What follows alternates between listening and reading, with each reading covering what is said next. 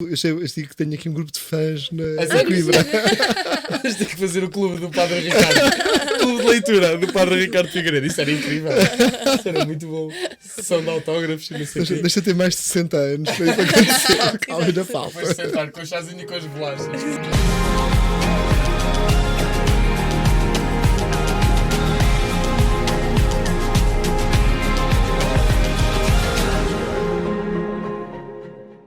Sejam muito bem-vindos. Mais um episódio no Nós na Aliança. Trazemos aqui um grande convidado. Um convidado que já conhecemos há muito tempo, que nem adivinharíamos que teríamos aqui no nosso sofá. O Padre Ricardo Figueiredo. Padre Ricardo, muito obrigado por ter vindo aqui. E vamos começar. Nós deixamos sempre o nosso convidado tranquilamente introduzir-se com o que achar pertinente. Só fazemos uma exigência, que é não precisa dizer a idade, nem onde é que vive, nem nada. A única coisa que precisa dizer, se quiser dizer só isso, é santo preferido. É assim à pressão, tem que pensar no santo preferido. Não, é fácil. Olá a todos. É um gosto de estar aqui convosco. Então, Padre Ricardo Figueiredo, sou padre há 10 anos. Tenho 35 anos, sou natural de Belas, no concelho de Sintra, Patriarcado de Lisboa. Atualmente as minhas missões são ser diretor de comunicação do Patriarcado de Lisboa e colaboro nas paróquias de Algés, Miraflores, Cruz Quebrada. Santo favorito, é muito fácil, que é o santo que está na cruz que eu carrego, que é o São Tomás de Aquino. Ok. Hoje temos um diferente. Exato. Nós temos sido muita tendência de São José, hoje nós quebramos. Que é ótimo porque vamos falar de São Tomás de Aquino mais à frente. Portanto, quase que parece que já tínhamos falado disto antes. Não falámos. Tenho a prova, tenho a cruz. Então prova, exato. Tem prova que é São Tomás de Aquino. Mas é uma cruz de São Tomás de Aquino, eu nunca vi. Sim. É uma coisa que é rara e que pronto, tem uma oração atrás, escrita, e que é a cruz que eu trago para não me esquecer do meu grande santo patrono. Muito bem, nós vamos falar de São Tomás de Aquino mais à frente, porque acho que é um santo que nós devemos mesmo falar enquanto católicos e quando tentamos introduzir os temas com mais profundidade. Acho que inevitavelmente o nome vem à baila. Antes disso, só partilhar que nós conhecemos o Padre Ricardo Figueiredo, não foi nestes últimos dias em que tem estado muito na televisão por causa aqui da sucessão do novo Papa, do nosso querido Leão XIV. Pelo menos a mim, e eu sei que a Maria Inês também já há alguns anos que foi assim, foi através de livros. Sim. E eu recordo-me perfeitamente de qual é que foi o livro que eu fui pesquisar o autor, porque foi numa altura em que foi a primeira conversão, pessoalmente, a primeira conversão realmente séria, e que eu tinha no Santuário Lar dos meus pais um livro que para mim era bizarro, que era a falar de um santo e na capa estava um bacana a surfar. E assim, como assim? O que é isto? Que é isto? Como é que é o título? Um santo surfista, não é assim? Pronto, um santo surfista. E eu fiquei, bizarro, vou ler isto, vou ter que ler isto. Portanto, do Guido Schaffer, como é que se diz o apelido? Sim, Schaffer. Ok. Portanto, foi através disto. Marinês, tu leste também qual é que foi? Acho que o primeiro que eu li foi o do Beato Carlo Cotis. Ok. Que apaixonei-me logo. E a meio da Claire Crockett também. Que também foste a primeira pessoa que me falou. Esse é o livro das miúdas. Sim. Há miúdas que me mostram o livro cheio de fitas e de etiquetas e apontamentos, tudo. Devoram o livro. Também já li o da Sãozinha de Alenquer. E tenho curiosidade em saber mais sobre ela, porque pronto, é portuguesa. Mas sim, o do Beato Carlo Cotis e da Claire Crockett, acho que foram assim os que me impactaram. E já podemos chegar à Sãozinha, mas acho que a primeira coisa que precisamos perguntar ao Padre Ricardo é: isto veio já tarde, esta coisa do escrever, este dom e esta vontade de escrever, ou isto já era uma coisa que vinha do Padre Ricardo na infância e muito antes? De onde é que veio esta vontade? Sim, eu sempre gostei de escrever, quer dizer, foi algo sempre que... Lá está, quer dizer, ir ao início da minha vida e aos primeiros anos, e sempre fiz parte do jornal da escola, por exemplo. Na escola onde eu estava sempre foi normal eu ser do jornal da escola e escrever artigos e pronto, sempre gostei de escrever. Agora, nunca imaginei, nunca estava no meu plano vamos dizer assim, escrever de forma mais, de um público mais vasto, vamos dizer assim. Isto surgiu portanto, o meu primeiro livro que sai é um livrinho de orações que eu juntei, porque é uma devoção nova que havia lá na paróquia de onde eu sou, lá de Belas, que era a Nossa Senhora das Dores, e portanto eu fiz umas pequenas meditações E depois houve alguém que viu e que disse que era interessante publicar-se. E sai, ainda era eu diácono. Depois sou ordenado padre. Sai logo a seguir a minha tese de mestrado sobre a caridade divina em São Tomás de Aquino. E entretanto havia um diretor espiritual do seminário, no meu tempo de seminário, que era o padre João Marcos, hoje bispo Dom João Marcos, que tinha várias, portanto é pintor, e portanto eu ajudei-lhe a prepararmos algumas edições de alguns livros com as obras de arte dele. E quando sai o segundo, já era eu padre, o editor da Paulus, que era quem publicava, pergunta: o padre Carlos já ajudou a publicar tantos livros, quando é que publica um? E diz: já tenho um publicado até convosco, que é o da Via Matriz. Não, um livro maior. E eu estava na altura, estava na minha primeira missão, portanto devia ser 2016, eu estava em Peniche, em que tinha todos os anos a bênção dos surfistas, e que uma vez vai lá um padre francês, que nos vai lá visitar, que tem uma obra de pastoral com jovens a nível mundial, e que trabalhou no Rio de Janeiro, e que pergunta onde é que estavam os jovens, e diz: aqui é um desporto que os jovens fazem muito aqui em Peniche, é o surf. E lá conheço o santo surfista, não fazia ideia. Ele, é um jovem brasileiro, fala assim. Eu vou à procura, e então aproveitei que ia ter a bênção dos surfistas logo a seguir, e fui à procura, coisa muito simples, fiz uma pagela, um marcador de livros, com a fotografia, com uma breve biografia e com uma oração. E quando foi a bênção dos surfistas, distribuí pelos surfistas, fiz plastificado, até por causa da água, não sei o quê. Aquelas preocupações. Colar na prancha e tudo, podem levar para a água. Distribuí e pronto. E reparei que houve vários jovens que foram à procura e que ficaram com alguma curiosidade disto. Portanto, quando o da Paulus me perguntam quando é que eu publicava um livro, até gostava de escrever sobre o santo surfista. E o editor olhou para eu: escreva que publicamos. Ok. Assim, e pronto, foi aí que começou, com uma grande expressão logo. Portanto, foi para mim uma grande surpresa a primeira edição ter-se esgotado em muito pouco tempo. Portanto, estamos a falar de primeira edição de livro católico, não é muito grande em Portugal, o público, mas pronto, uma edição de 1000 exemplares que se esgota bastante rápido. Foi preciso fazer uma reimpressão.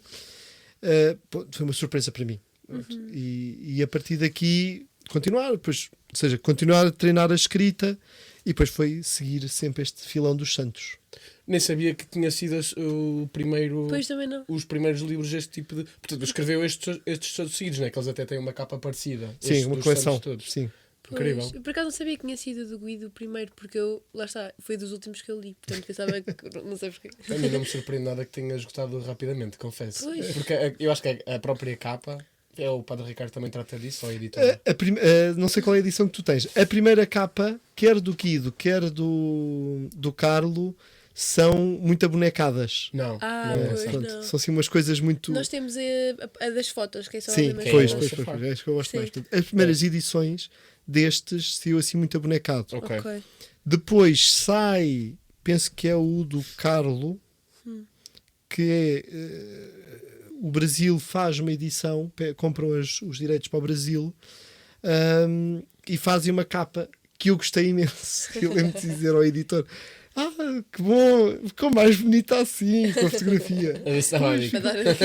E a partir daí as edições têm sido nesta linha. Sim. Sim. Não,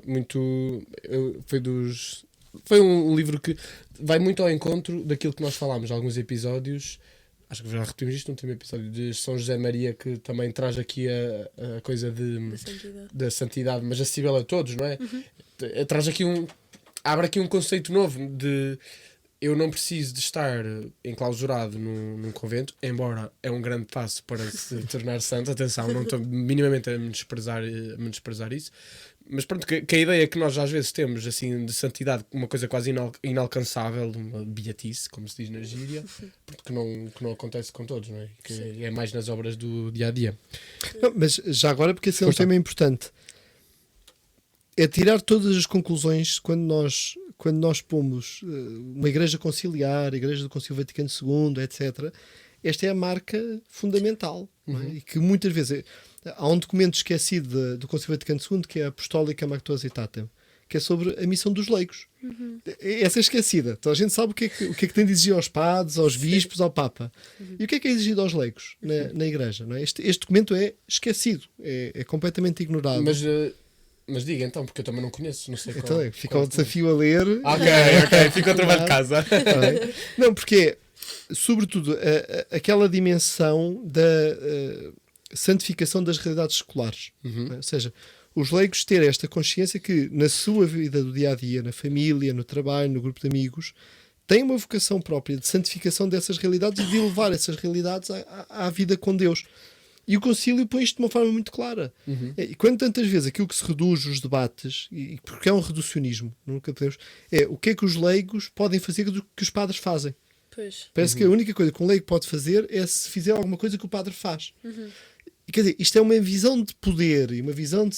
Quer dizer, que não é a visão que Jesus Cristo nos deu, que é a visão de lava-pés, que é o serviço. E, portanto, tudo isto que é esta dimensão e que é preciso, é fundamental ir aí. E o livro do Guida me impressionou muito porque era... Ou seja, eu li muita geografia quando era mais novo. Portanto, a geografia, o nicho da literatura que fala sobre a história dos santos. E sempre me chateava e não gostava, e por exemplo foi uma das minhas questões da luta com a Sonzinha, foi a geografia que é pintar a pessoa de uma forma tão santa, não é? Que uma vez apresentou-me o livro do santo surfista, foi o padre Gonçalo Porto Carrero, da Almada, e que usou uma imagem muito boa na apresentação do livro, que disse, este livro é interessante porque fala dos pecados do futuro santo. Não é como aqueles livros que pintam tão santo, que só falta dizer que quando eram bebés não mamavam à sexta-feira para fazer penitência. E é preciso nós vermos santos de carne e osso e que não deixaram de ser sobrenaturais e extraordinários, tendo pecado, ou o Carlo Acutis, que ia ao frasco da Nutella, que punha a cadeira para ir ao frasco da Nutella, tinha umas dadas de Nutella, não é? Quer dizer, a santidade acontece aí no normal e no cotidiano, e é aí que estas pessoas santificaram. E esse tem sido o meu esforço. Por vezes com más reações. Não é? Eu tinha já pelo menos 2 más reações, assim um bocadinho viscerais, contra alguns livros meus, porque acham que eu faço os santos humanos demais. Exato, era que eu ia perguntar se era da humanização deles. Mas desculpa, mas ia dizer uma coisa. Mas lá está, eu acho que pelo menos nós jovens, quando lemos um livro desses, né, e a amiga da Claire Crockett foi o que me marcou muito, é que eu consigo gostar mais dela e querer também aprender com a vida dela, sabendo que ela também esteve no fundo e que mesmo assim Deus a ama profundamente e ela descobriu esse amor e quis mudar, não é? Se eu disse, ela pronto, era muito bonita e andava sempre e desde sempre foi à catequese e rezava o texto desde que sabe falar e assim, pronto, ok, muito bom, mas claro, não tenho essa vida, portanto não me vou entusiasmar. O caso para mim mais preocupante era a Sonzinha. Porque era o que eu lhe ia perguntar, porque é que esse eu não conheço a história. Começa logo pelo nome. Ela nunca foi tratada por Sonzinha em vida. Portanto, quando eu escrevi o livro, eu pus São, que era assim que ela assinava as cartas, não era Sonzinha. Eu li a biografia escrita pela mãe quando eu devia ter 16 ou 17 anos. E odiei. A sério? Odiei. Mas é a única biografia que há da São de Alencar? Que eu tinha lido na altura. Odiei. Tinha 16 anos e nunca mais... Não, quer dizer, não está na realidade. Era estranha? Ou seja, era estranha. Então passa páginas a descrever como é que ela ia à praia, que ia de roupão, ia tirando o roupão à medida que entrava na água e tinha de estar alguém para ficar com o roupão. Era assim uma descrição da modéstia. surreal. Sim. Okay. Mas era uma descrição sim. uma coisa. Podia ser, tinha pudor e não gostava e pronto, tudo bem, mas gostava de ir à água. Agora, passar páginas a descrever isto, pronto. E foi nomeado vice-postulador da causa um padre meu amigo que, Ricardo, havias de escrever um livro sobre a ação. Não escrevo, recuso-me. Ele ficou assim um bocado assustado. Porque, não, quer dizer, que eu li a biografia escrita por mim, que ele não tem ponto-se pé, que ele não diz nada às miúdas de hoje, não sei o que. Ele disse, não, has de ler do padre Oliveiros, que é uma biografia, que ele era diretor espiritual da mãe e era muito crítico de alguns exageros da mãe. E que é melhor. Pronto. Eu leio a história do Padre Oliveiros e gosto mais. Mas sinto que falta alguma coisa. Porquê? A São sofria muito com o facto do pai ter perdido a fé. Portanto, o pai tinha crescido na fé, um colégio católico, de jesuítas, e quando veio estudar para Coimbra medicina, perdeu a fé. Todo aquele ambiente pós-Primeira República, etc., perdeu a fé. E quando a São começa a perceber que o pai não ia à missa, e as poucas vezes que ia não comungava e não se confessava, quer dizer, o meu pai vai se perder, o meu pai a alma está em risco. Então ela faz um voto a Deus de: Senhor, entregue-te a minha vida, leva-me a minha vida pela conversão do meu pai. Agora, aquela vida que a mãe pintava não era Senhor, toma uma oferta, Senhor, livra-me, não é? Quer dizer, era uma coisa pintada daquela forma, era cinzenta. Sim. E ao ler a vida escrita pelo Padre Oliveiros, mais interessante, mas sinto que faltava qualquer coisa. Ela tinha de gostar de viver, tinha de haver ali mais qualquer coisa de miúda que ela gostasse de viver. E disse isso ao vice-postulador. Ele: só se fosse só o arquivo. E eu: isso é o que eu quero. Era o plano original, era esse. Era conduzir a conversa de maneira a poder ir ao arquivo. Quando se consegue ir ao arquivo, é o melhor que há. E de facto, no arquivo encontra-se uma série. Portanto, há os dossiês das cartas, cartas aos pais, cartas aos avós, até que há um dossiê que nunca me falaram das cartas às amigas. Aí é que estava o sumo da coisa. Aí é que estava o sumo, exatamente. Que era uma miúda normal e sobrenatural ao mesmo tempo. Ou seja, que escreve cartas às amigas a falar sobre programas de quando for de férias, quem é que trata da música, quem é que trata das comidas, não sei o quê, para estarem juntas e para ter uma festa e não sei o quê, ao mesmo tempo que dá conselhos sobrenaturais sobre os namoros, que é uma que eu achei mais piada, que é uma coisa, e as miúdas não podem dizer que não é assim, que já várias me confirmaram, que é impossível identificar algum dos rapazes de que elas falam. Tratam-nos todos por alcunhas. Já me disseram que ou é alcunhas ou é a primeira letra, as miúdas, é impossível. Eles escrevem de uma forma encriptada, é impossível identificar. E pronto, ela ali fala do penico, fala da alcunha. Ao mesmo tempo dá conselhos sobrenaturais. Olha, esse rapaz não é para ti, não te vai ajudar a ser santa, não te vai... Ou seja, e claro, quer dizer, olha, tenho de usar este material, se querem que eu escreva o livro, tenho de usar este material. E houve pessoas, ou seja, houve muitas pessoas que me agradeceram, que foi, finalmente o Padre Ricardo conseguiu mostrar, por exemplo, familiares dela, estava lá uma sobrinha que ainda esteve ao colo dela, etc. Que era aquela história que se contava da Sonzinha, que era a história real e que se passava na família, mas depois o que se projetou do processo era muito longe da realidade. E as pessoas sofriam com isto, com um bocadinho uma manipulação. É um bocadinho um jansenismo. Há um jansenismo herético e há um jansenismo católico que teve importância aqui em Portugal, que é uma visão da fé cinzentona, né? Que é o católico não ri, o católico não festeja, o católico... Ponto que se proibiu, quando venceu o jansenismo cá em Portugal, foi proibir as paróquias de organizar o arraial da terra. Que foi a pior coisa que aconteceu às paróquias. Porque muitas vezes é nesses arraiais que o padre estava no meio das pessoas. Então porquê é que não está casado? Porquê é que não batizou os filhos? E de repente tira-se, fecha-se a igreja dentro da sacristia e isto deixou de ter contacto com a vida real das pessoas. E a Sãozinha foi vítima disto e que foi fatal. Sim.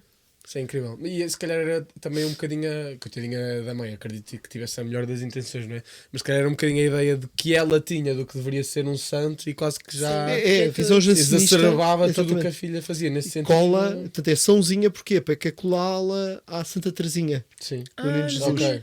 Portanto tenta fazer ali uma colagem entre as duas. Portanto é a Sãozinha. Portanto, uma coisa que o meu livro foi uma novidade para a maior parte das pessoas foi... Eu não queria usar... Portanto, sempre tudo o que há de pagelas da Sãozinha é pinturas dela. Sim. E eu recusei-me a isso. Disse, não, temos que pôr fotografias dela. Ainda ontem estive a falar com a tua mãe, porque a avó da tua mãe tinha essa imagem pintada, pronto, tinha uma grande devoção à Sãozinha de Alenquer. E eu tive a dizer, mas no livro eu vi a foto. Depois estivemos a ver e realmente há pinturas dela assim pequeninha, não sei o que, fofinha, e depois já há a foto dela assim mais, mais real. Com 17 anos é uma mulher feita, quer dizer, nos anos 40 uma miúda de 17 anos era uma mulher feita, mas com todo o pudor, com toda a delicadeza, uma mulher bonita, e pronto, quer dizer, que é possível uma miúda sentir-se a querer imitar a São de Alenquer e não a Sãozinha, que é uma figura meio angélica. Sim. Sim, e que é assim que temos que chegar às pessoas, né? Especialmente agora, acho que é tão difícil.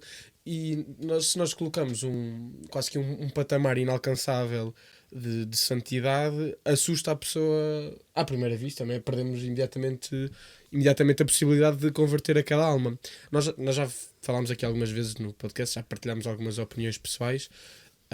Nós já estivemos aqui com o Padre Nelson, que é jesuíta, e que eu pude partilhar à frente dele, que tinha pelo menos antes uma ideia dos jesuítas quase como a ala progressista da igreja, assim, que permitia tudo. E pronto, como qualquer outro movimento, tem as pessoas mais progressistas, as pessoas mais conservadoras, mas há uma coisa que os jesuítas fazem de uma forma brilhante, que é, parece-me, que é adequar a mensagem mediante o estado de desenvolvimento espiritual da pessoa. Eu não vou...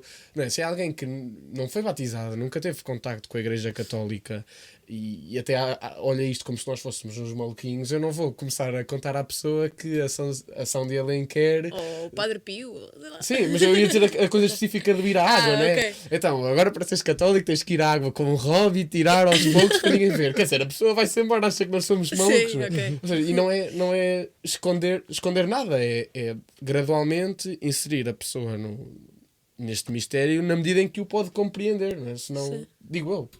Ou seja, não estás a dizer uma mentira, pronto, e vais revelando O grande equilíbrio entre seguir a lei da gradualidade e não a gradualidade da lei.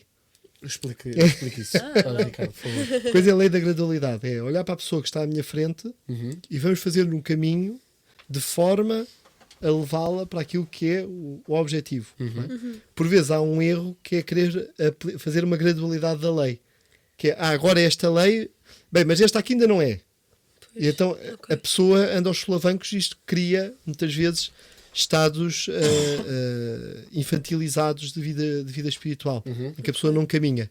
E a grande aventura é sempre fazer ir introduzindo a pessoa, quer dizer, que é o próprio, quer dizer, eu não pego num bebê e não lhe vou dar cozida à portuguesa, não é? Isto é alimentá-lo, que é para ele crescer. Ou sopas de cavalo cansado, assim com vinho. Quer dizer, não, é primeiro o leite, depois a papinha, depois quer dizer, vai crescendo e vai se introduzindo. Ok. E no caminho da fé também é assim. Acho que sim, portanto, não se muda a lei, não se muda o objetivo. A única coisa que tem que ter um gradiente é o estado em que a pessoa vai Exatamente. caminhando até lá chegar. Quando há coisas que têm de se aceitar que a pessoa ainda não é capaz de dar esse passo, mas também não é dizer que está tudo bem. Pois. Sim. É ir ajudar. Ou seja, a grande aventura de acompanhar as pessoas. Não é? O Papa Francisco, quando visitou Portugal em 2023, ficou conhecido pelo todos. E que nós já vimos os políticos a repetirem todos à exaustão. Mas depois ninguém cita a entrevista no avião em que o Papa explica.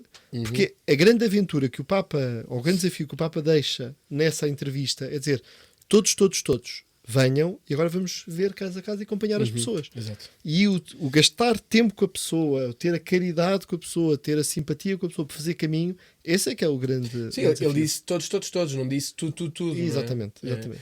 O Papa Francisco, coitado, foi espezinhado completamente pela comunicação social, de um lado ao outro, não é? Portanto, ele não havia nada que pudesse dizer que não fosse completamente espezinhado. Ou era algo super conservador, ou era algo super progressista. Portanto, ele era sempre aproveitado politicamente. É uma tristeza, eu acho. Portanto, muita informação que se calhar ele tinha dito valiosa, mas que pronto, as pessoas aproveitam para uso pessoal da Mas isso mensagem. é sempre, e por isso é o grande desafio dos católicos, que é não ficarmos só pelas letras grandes das notícias, mas temos esta caridade de ir, o que é que o Papa disse? Ler os textos, porque são muitas vezes de ajuda pessoal. Eu tenho, nestas primeiras semanas do Papa Leão, seja, porque faz parte da forma como funcionam as redações, sai uma grande parte daquilo que o Papa diz que não está a ser aproveitado. Porquê? Porque nas redações aquilo é tudo uma velocidade e não há a pausa de ver e de sublinhar verdadeiramente o que está lá, mas só o que vai fazer letras grandes. Nós podemos falar agora ou mais tarde, depois da questão do Papa Francisco para o Papa Leão. Eu acho triste, como se fez. Eu senti, se calhar foi por sermos mais velhos agora e não termos visto isto em 2013, Papa Francisco em 2013, não é? Pronto, não sei se foi uma situação também da altura ou se foi exclusivamente de agora, mas faz-se todo quase como se fosse um evento político à volta da coisa. Sim, eu sim. lembro-me de ver uma imagem que eu olhei e que isto é chocante, pá, quer dizer, isto é uma realidade mesmo idiota, que era os cardeais, portanto, não sei quantos cardeais é que vão, 206? 213? Quantos Não, cardeais? foram 137. Ok, pronto, muito menos do que eu achava. Mas pronto, portanto, os lugares todos dos cardeais, presumidamente. E depois colocaram assim os cardeais sentados como se fosse um parlamento do género, já à esquerda, já à direita. Pá, isso não é o parlamento, isso não é política, pá. Não... Mas eu fiquei conhecido por uma frase desta minha participação na comunicação social, que houve um jornalista que é conhecido por ser especialmente chatinho ali a esmagar os temas e que estava sempre com... mas acha que voltamos a um Bento XVI? Eu, não, sabe que cada Papa é um Papa, os Papas estão em continuidade. Mas acha que voltamos a um Bento XVI? Quem me conhece percebeu que eu passei, quer dizer, que ele passou uma linha, não é? Já não está dentro de si, o só padre que eu Ricardo, passei, só que eu passei-me com um sorriso na cara. Depois a coisa começou a perder. mas acha que voltamos ao Bento XVI? Eu, com um sorriso na cara, disse, olha, a igreja não fechou e não vai abrir com nova gerência. A igreja é uma família que tem que saber continuar. Bem, toda a gente percebeu que eu já esticou para dizer isto, a igreja não fechou e não vai abrir com a nova gerência, foi mesmo, passei-me completamente. E muitas vezes tendemos a isso porque nós vivemos, sobretudo, e eu acho muito curioso mesmo naqueles que se dizem de direita, e não digo só na comunicação, digo também na política, os que se dizem de direita, mas depois na sua cabeça o que está é um pensamento, é a dialética hegeliana. E isto eu acho altamente preocupante. Não percebi. Ou seja, Hegel faz uma coisa que é, ele imanentiza, torna imanentes, torna aquilo que eram as realidades transcendentes. Uhum. E qual é o problema? Como ele imanentiza aquilo que são as categorias teológicas, nós acreditamos que o Pai mais o Filho mais o Espírito Santo é um só Deus. Isto, na matemática natural, 1 mais 1 mais 1 nunca é igual a 1. Não é? E, portanto, ele entra, o que é que ele cria? Tese, antíntese, síntese. Portanto, e isto entra numa dialética conflitual em que as duas, como ele abdica da dimensão transcendente e tudo é só imanente, há a tensão. Portanto, vai provocar o marxismo naquilo que são a dialética marxista, o conflito entre o problema da propriedade privada, o conflito patrão-operários e o conflito pai-filhos. Pronto, são os três conflitos que o marxismo depois vê. Isto entrou de tal forma no nosso pensamento, na nossa lógica, que mesmo para quem quer ser a direita, não percebe que está infectado pelo vírus da dialética hegeliana, que impede de ver que há uma unidade superior às diferenças. Portanto, mas se percebi, Padre Ricardo. Isto é super interessante. Isto é a minha tese de doutoramento. Okay. Podes ler e pronto. Eu estive a ver, escreveu. Como é que se chamava? Era um jesuíta, não é? Exatamente, Dallas. Isso. Ok, mas então a ideia é que nós tentámos. O problema foi nós tentarmos passar algo que é da dimensão. Isso foi o que fez Hegel. Okay. E portanto ele cria um modelo de humanizar algo que não é humano, não é? Imanentizar, sim. Okay. Algo que é transcendente, sim. Quis imanentizar. Primeiro que aquilo que é transcendente não é possível, não está sujeito às mesmas regras. Isso sobre também o papado e a sucessão? Tudo, não é? Ou seja, quando nós olhamos para a história do que foi dos últimos 500 anos, não é? Portanto, a primeira revolução é a Revolução Protestante, não é? Que acaba com o Papa, mata o Papa, ou seja, o protestantismo não tem Papa. Chegamos à Revolução Francesa, que acaba-se com o rei, e chegamos à Revolução Sexual, acaba-se com o pai. Não é? Ou seja, tudo aquilo que é a figura da alteridade são todas destruídas nestes avanços daquilo que é o pensamento. Que é o ir caindo nesta dialética. Bem, que lá está. Eu pus em Hegel, depois podemos ir mais para trás Descartes, podemos ir para mais para trás Guilherme d'Occam. Portanto, que é uma linha de pensamento que neste momento é muitas vezes que acontece, que é ver a realidade sempre como dicotomias, como choques, não é? Sim. E, quer dizer, eu sou da dialética clássica de Platão, Aristóteles, Santo Agostinho, São Tomás de Aquino. Que é uma coisa que se fala pouco, infelizmente, nas escolas. Precisamente. E, portanto, ultrapassar isto. O autor que eu fiz a tese de doutoramento é o Dallas, que ele ele faz uma coisa que nunca justifica, e é o que eu, na minha tese eu procuro dar o fundamento epistemológico à proposta que ele faz. Portanto, ele pega na teoria dos modelos científicos, ou seja, para explicar uma realidade são precisos vários modelos, não é? Nenhum modelo, a questão da luz, ora nós estudamos a luz como partícula, ora estudamos a luz como onda, então, mas a luz é uma partícula ou uma onda? Não, quer dizer, temos modelos para explicar e precisamos de dois modelos para explicar algo que nós não conseguimos pôr num modelo único. E ele parte disto para aplicar os vários modelos às realidades teológicas. Portanto, e começa pela Igreja. Ok. A Igreja é instituição, sim, mas não é só instituição. A Igreja também é anunciadora da palavra. Mas então a Igreja é só anunciadora da palavra. Não, a Igreja também é sacramento. Então eu sou sacramento. Ou seja, cria uma série de modelos e diz, só quando temos todos os modelos é que temos a verdadeira Igreja. Não é?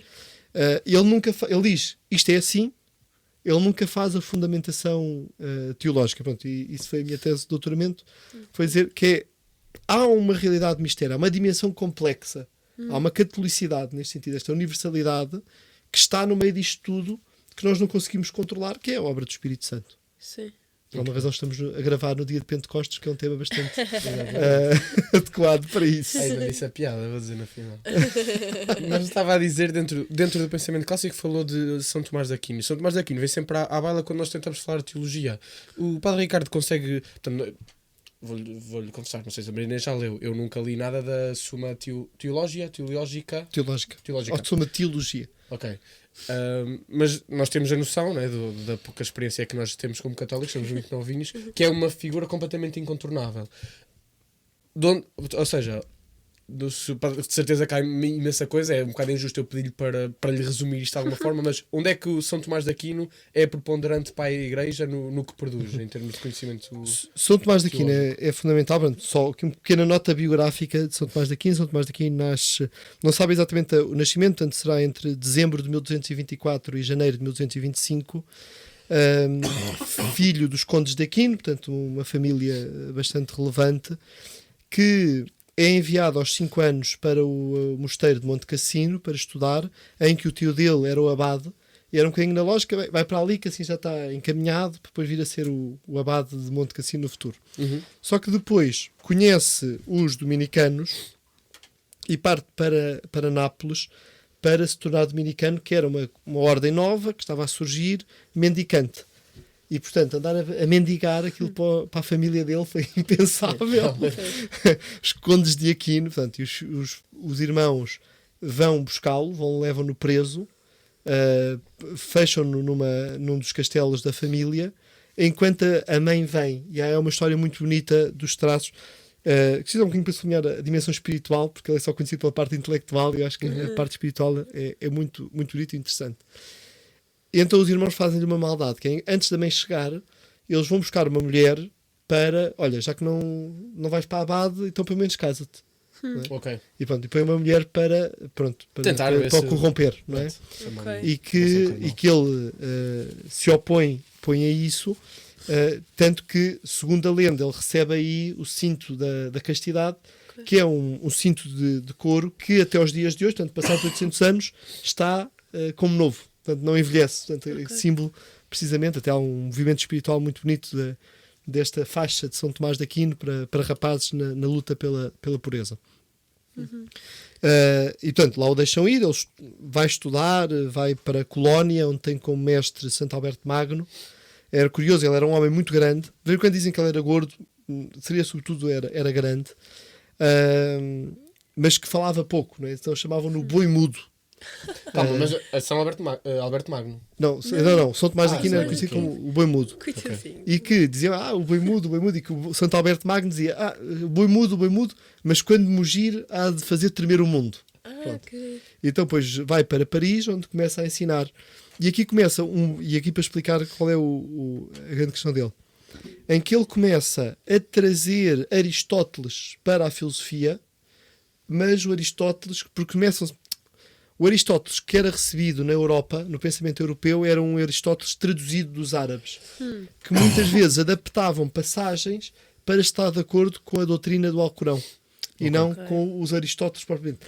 E começa a entrar uma tradução fiel de Aristóteles, e que São Tomás de Aquino começa a traduzir e começa a usar como modelo e começa a cristianizar, começa a batizar o pensamento de Aristóteles. Pronto, isto, do ponto de vista filosófico, isto vai ser essencial, de tal forma que, depois da morte dele, ainda em vida, há escritos dele que vão ser proibidos. Pronto, Ok. nós temos consciência, ele não foi sempre o doutor que quer dizer, foi proibido estudar os A textos característica dele. dos santos, não é? No tempo deles são. Acho que é todos. Assim, quase O que é que ele depois faz? Tem uma memória prodigiosa, tem um conhecimento dos padres da Igreja e de toda a doutrina até ao tempo dele, portanto, São Santo Agostinho, um São Gregório Magno, um São Jerónimo, tudo aquilo que é a grande tradição cristã. Tem um conhecimento prodigioso, basta ver algumas obras, sobretudo os 4 volumes da Catena Áurea, em que ele faz sobre para cada passagem bíblica o que é que cada padre da Igreja disse. Portanto, ele tem uma memória prodigiosa. incrível. Sim, ele viveu 50 anos só, quer dizer, e as edições críticas dos textos dele estão a ser feitas há mais de 100 anos. Portanto, mandadas fazer pelo Papa Leão XIII. Já estamos no Leão XIV e não se conseguiu fazer tudo. Exato.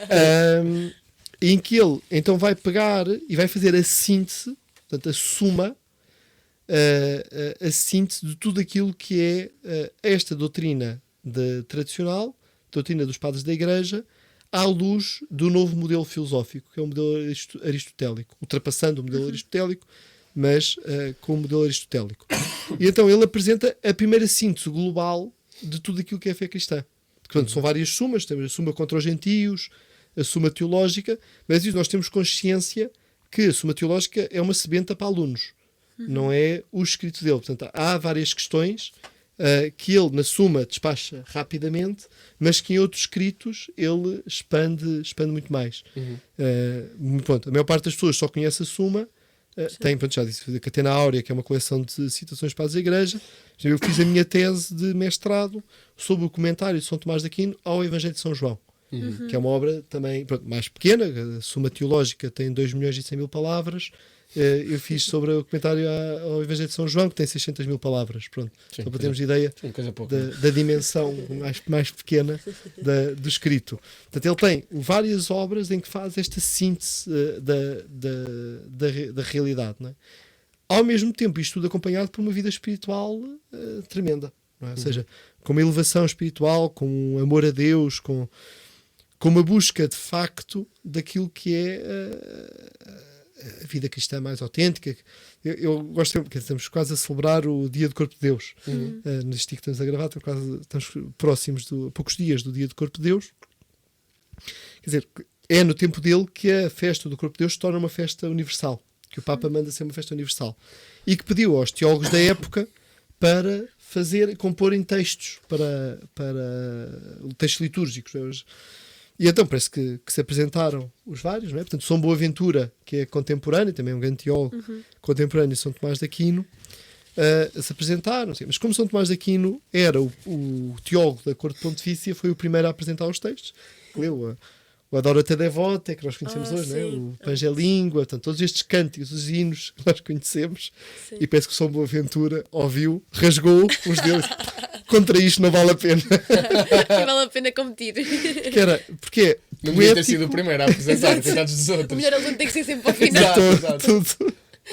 Que era poético e na sua poesia ser uma teologia certa. Não é? E portanto é toda esta vida espiritual e depois sobretudo o fim da vida de Aristóteles, de São Tomás de Aquino, que é quando ele deixa de escrever. Portanto, ele para de escrever a Suma a 6 de dezembro de 1273. Ele entra sobretudo ali no certo esgotamento. Portanto, para nós termos ideia, ele entre 1271, ou podemos dizer até 1269, mas muda um bocadinho, mas 1271 a este 6 de dezembro de 1263, ele escreve uma média de 20 páginas por dia. Okay. Isso é de malucos, pá. Isso é de malucos, a sério. Não é? Ele chegava a ter 4 secretários e ditava aos 4 secretários. Isso é de uma genialidade. Ao outro. Pronto, e revia tudo. Não é? Uma vez estive na Biblioteca Vaticana e o Cardeal Tolentino teve aquela. Portanto, estávamos a visitar e ele tinha posto lá algumas obras para nós vermos em destaque dentro de uma redoma. E chega ele ao pé de mim assim: Ricardo, está ali um autêntico de São Tomás. Fã máximo. Abriu a correr, não é? E vamos ser, criança, com não é? luvas, não é? Com Miúda aí ver a vestido. Taylor Swift. Está aqui, não é? Ai, dá, isso é A equivalente. comparação pós-católicos, abrir um livro de centenas de anos. Muito bom. E é muito curioso, não é? Porque tinha o texto escrito pelo secretário, não é? Portanto, aquilo que ele deitava ao secretário, e ele ao lado escrevia o que é que correções, Correção etc. do aquilo que que o ele tinha. secretário escreveu. Exatamente. Ok. Correção ou completar, Uhum. etc. Sim. Com a letra ininteligível. Lembro-me de estar a ver se isto é letra ininteligível. Porque o cérebro devia processar muito mais rápido do que a mão escrevia, não é? Quer dizer, Aquilo era extraordinário. E então achei muito curioso nesse livro, não é? Estava mas está aqui um desenho, que típico desenho de aluno no caderno, não é? Como assim? Aquilo que todos os miúdos Corremos fazem fácil. quando o professor Ah, está a falar um sobre risco. coisas e começamos a desenhar no caderno. Sim. E tinha lá um desenho. Do secretário enquanto ele... Não sei quem é que era um burro desenhado. Eu queria logo ali um. Quem é que Ai, o burro é quem um desenhou animal este santo. burro? Não é? Se era o São Tomás que desenhou o burro a dizer que o secretário Que ele era era burro, ou se era o secretário que o São Tomás era burro. Quer dizer, aquilo O Santo Tomás reclamou de alguma coisa e ele lá, então, para lá o que é que eu vou meter aqui no teu livro? estava maravilhoso e muito leve. E portanto era esta vida de São Tomás, quando escreve isto, ele tem essa grande visão na Capela de São Nicolau, em Nápoles, no mosteiro em Nápoles, em 6 de dezembro de 1273, no dia de São Nicolau, que teve aquela visão da cruz que Cristo lhe fala, não é? Que lhe diz: falaste bem sobre mim, que recompensa queres? E que ele responde: nisi te domine. Nada senão a ti, Senhor. A única recompensa que ele quer é o próprio Cristo. E que ele entra, pronto, para de escrever, para de escrever a Suma. Ele escreve ainda uma carta a um abade cisterciense em janeiro de 1274, e depois o Papa chama-o para o Concílio de Leão de 1274, e é a caminho do concílio que ele acaba por morrer. Primeiro fica bastante doente, vai para a casa de uma irmã dele, num castelo, e ele depois pede: não, mas quero morrer em casa de religiosos, não quero morrer em casa de seculares. E então levam-no para o mosteiro de Fossa Nova, onde ele então falece. É muito bonito que o secretário dele, que era também o confessor, o beato Reginaldo Piperno, que o confessa e que confessou-se como se fosse uma criança de 5 anos. Ah, que giro. Mas o que é confessar como se fosse uma criança assim? Ou seja, é Na inocência. total inocência. Pois. Aquilo se não vos tornados como crianças, não entrareis no reino Sim. dos céus. E que nós sabemos, quer dizer, aquilo, sobretudo no dia São Luís Gonzaga, que nós rezamos, que é saber que um dia mais, esperamos, não seja aqui ou seja no purgatório, temos de voltar a ser como crianças para entrar no reino dos céus.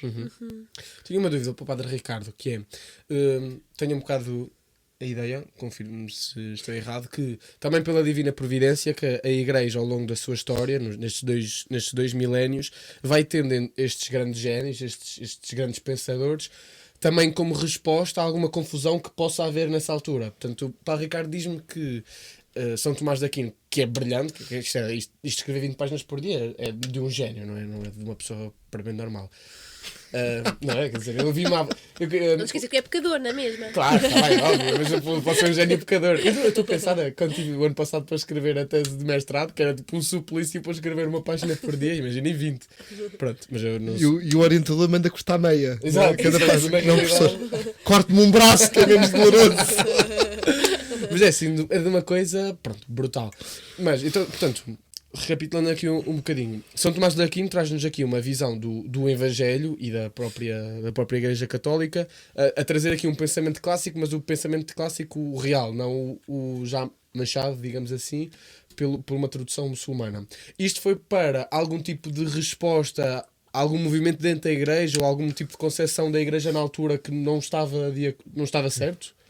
Não, ou seja, havia, e os dominicanos surgem precisamente como resposta a heresias que estavam a surgir, não é? Sobretudo os albicenses e os cátaros. Não é? Basta pensar, o grande dominicano foi o grande inquisidor, o Bernardo Gui, que faz até o Manual do Inquisidor, em que fala destas heresias. Portanto, há esta resposta, quer dizer, o nosso Santo António de Lisboa não é representado com um menino ao colo, precisamente porque ele vai dar uma resposta aos cátaros, os cátaros que diziam que o matrimónio não era de instituição divina, não é? E que, portanto, as pessoas não se deviam casar. Não é?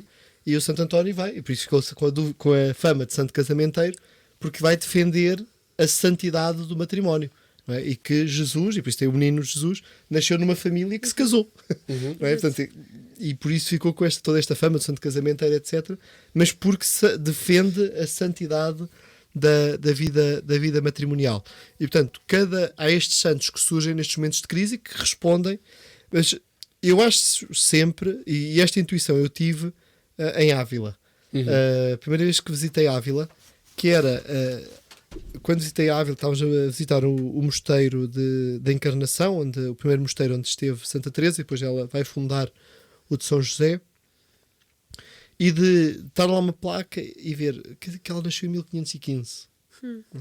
E olhar para aquela data e termos chamado a atenção, porque de facto 1515 nasceu Santa Teresa, 1517 Lutero põe as teses, começa a Revolução Protestante, etc. Ou seja, e Deus estava nesta miúda a preparar a resposta à crise. E a resposta à crise é sempre a santidade. Não há outra. Quer dizer, Deus não dá. Ainda o Papa Leão, na homilia da missa no dia a seguir à sua eleição, dizia isso. Quer dizer, a Igreja é um farol para o mundo, e é um farol não pelas grandes construções que tem, mas pela santidade dos seus membros. E esta santidade dos membros que é sempre a grande resposta e a grande credibilidade da Igreja, a verdadeira Igreja, como o Papa Bento XVI dizia quando visitou em 2010 Portugal, é aí que temos o verdadeiro rosto da Igreja nos santos. E portanto, cada um destes santos surge sempre nestas crises. Em São Tomás de Aquino surge sobretudo no momento em que temos ao mesmo tempo a surgir aquelas teorias de Guilherme de Ockham e etc., e que ele vai trazer sobretudo uma visão essencialista da realidade, e não apenas uma visão utilitarista, depois vai lá os utilitarismos e apenas nominalista, sobretudo o nominalismo, mas sobretudo esta questão da substância que vai ser fundamental. Portanto, ele cria esta resposta. São Tomás de Aquino está envolvido em polémicas, sobretudo na defesa do direito dos religiosos ensinarem. Isto era uma coisa que havia uma tentativa de proibir os religiosos de ensinarem nas universidades. É o momento em que estamos a passar daquilo que era as escolas catedralícias e estão a formar-se as universidades, e portanto a universidade quanto tal a formar-se. Portanto, estas várias respostas, vários caminhos que estão a surgir, e que São Tomás de Aquino é uma resposta de facto para isto, mas sobretudo a visão de suma, que é a visão de totalidade, que muito diferente daquela que vamos ter uns séculos depois, que é quando entramos na lógica da enciclopédia, que parte da realidade não por uma ordem a partir de Deus para a realidade, que é a lógica de suma, mas que é A, B, C, D, ou seja, há uma régua que mede tudo por igual, em que a entrada de Deus pode estar ao lado da entrada de demónio. Não é? As duas coisas são indiferentes. Realmente ficaria na mesma página, se fosse assim uma letra pequenina. Muito bem. Vamos fazer só uma curta pausa e voltamos já de seguida. Estamos de volta para a segunda parte. Foi uma pausa assim longa. Nós se calhar devíamos... mas nós gravamos as pausas, depois vamos ter que pensar o que é que vamos fazer com elas. Padre Ricardo, já falámos aqui muito da sua grande vocação para a escrita e de todos os textos que produziu. Também falámos muito de São Tomás de Aquino, que acho que é super importante. Queríamos agora passar mais para uma parte prática do seu dia-a-dia. Portanto, desde 2024, corrija-me se estiver errado, que é diretor do Departamento de Comunicação do Patriarcado de Lisboa. O nome é bonito, mas isto na prática quer dizer o quê? Nem eu sei muito bem. Ups. Parece aquela pergunta que fizeram ao Papa João XXIII. Qual? Que era: quantas pessoas trabalham no Vaticano? E essa pergunta? Sim, e o Papa João XXIII respondeu: cerca de metade. Porquê? Porque a outra metade não trabalha. Não, quer dizer, o Departamento da Comunicação, historicamente, não é? Quer dizer, era o departamento que fazia comunicados, não é? Ou seja, dava da comunicação interna, portanto, aquilo que é mandar e-mails e aquilo que é preciso gerir internamente da comunicação de uma diocese, para andarmos mais ou menos todos alinhados, e aquilo que é a comunicação externa, que é basicamente fazer chegar a informação quando há perguntas. Pronto, isto é o que seria o básico, e continua a ser a divisão que se faz clássica do que é um departamento de comunicação de uma diocese: é a comunicação interna e a comunicação externa. Agora, estamos numa fase da história em que a comunicação ganhou um papel preponderante na vida da Igreja. Não só, mas também muitas outras áreas da sociedade, mas na Igreja ganhou. Quer dizer, o Papa Francisco nisto era exemplar. Era um especialista de comunicação e que sabia a força de como se comunica, dos gestos, das palavras. Sabia muito bem, sabia gerir isso de uma forma excepcional. Diz-se, não há provas disso, mas se correu no meio de comunicação, que o Papa Leão XIV, portanto, ele foi eleito na quinta-feira, no sábado encontrou-se com os cardeais, à parte do discurso público, e depois, só que foi uma reunião de 3 horas em que não sabemos o que é que foi o resto, não é? E que uma das prioridades que o Papa apresentou para a Cúria e para a Igreja era a comunicação. Portanto, precisamos de uma comunicação, verdadeira comunicação. Porquê? Porque nós muitas vezes vemos a comunicação apenas como transmissão de dados. Não é? Eu sei uma coisa e vou reproduzi-la do outro lado e quero que a percepção que eu tenha seja a mesma percepção que eu tenho sobre a realidade. E isto para a Igreja